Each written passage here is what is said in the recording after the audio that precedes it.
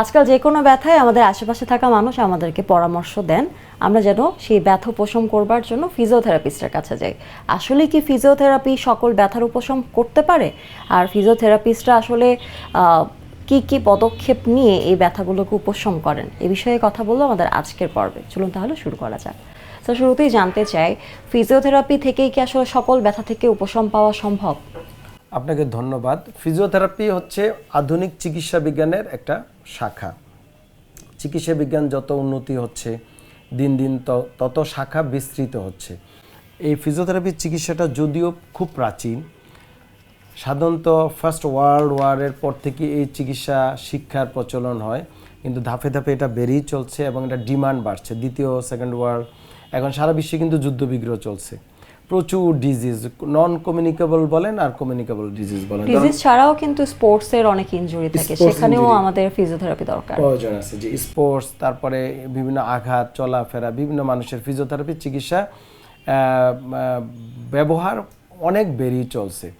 তো সাধারণত ফিজিওথেরাপি চিকিৎসাটা মূলত বিভিন্ন ইনজুরি, স্ট্রোক, প্যারালাইসিস বা শারীরিকভাবে অক্ষম, ব্যথা বেদনায় অত্যন্ত কার্যকরী এবং সারা বিশ্বেই প্রচলিত। কিন্তু আপনি একটা কথা বলেছেন যে সব ক্ষেত্রে কি কার্যকরী? নো, বা সব ক্ষেত্রে দেওয়া যাবে না।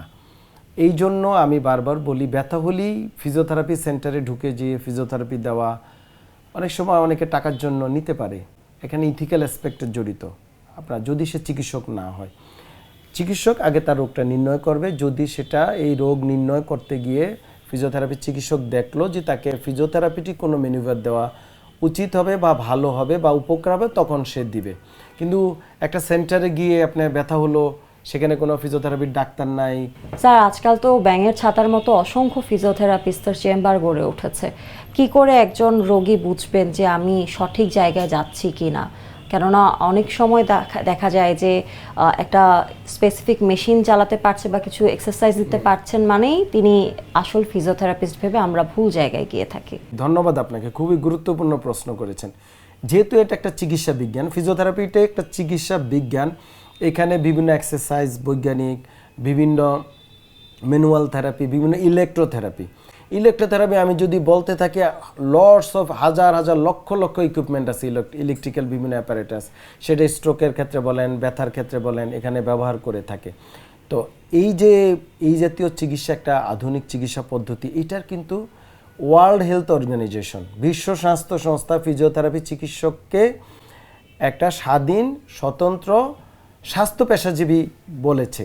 এবং বাংলাদেশ যে আইন আছে, এক্সিস্টিং আইন, বাংলাদেশ রিহেব কাউন্সিল আইন ফিজিওথেরাপিস্ট বলতে বোঝানো হয়েছে এসএসসি এইচএসসি, মানে দুইটা ডিগ্রির পরে সায়েন্স ব্যাকগ্রাউন্ড নিয়ে যে 4 বছর মেয়াদি এই ব্যাচেলার ডিগ্রি নেয় এবং 1 বছর ইন্টার্নশিপ করে অ্যানাদার হেলথ প্রফেশনালদের মতো, সে হচ্ছে ফিজিওথেরাপিস্ট। তাহলে বুঝেন, আপনি ইন্টার পাস করার পর আপনাকে 4 বছর পড়ালেখা করতে হবে, ইউনিভার্সিটি ডিগ্রি। এবং যেমন ঢাকা ইউনিভার্সিটি এটা ডিগ্রি দেয় মেডিসিন ফ্যাকাল্টি, সেই ফ্যাকাল্টি এমবিবিএস এবং বিডিএস অ্যানাদার 2টা ডিগ্রিও দেয়, একই ফ্যাকাল্টি। তো এই যে 4 বছর মেয়াদি পড়ালেখা করে এবং তাকে হাসপাতাল, ক্লিনিক, বিভিন্ন জায়গায় আপনার বাস্তব ক্লিনিক্যাল ইন্টার্নশিপ ব্যবস্থা, প্র্যাকটিক্যাল অবস্থা রুগী দেখার অভিজ্ঞতার পর সে লাইসেন্সধারী হবে, দেন সে ফিজিওথেরাপি চিকিৎসা করতে পারে। এই হচ্ছে সঠিক ফিজিওথেরাপিস্ট। এটার মাধ্যমে জনগণ বেছে নিতে হবে যে সে ভুল জায়গায় যাচ্ছে বা ভুল থেরাপিস্টের কাছে যাচ্ছে, না ভুয়া থেরাপিস্টের কাছে যাচ্ছে, না সে সঠিক ফিজিওথেরাপি চিকিৎসকের কাছে যাচ্ছেন।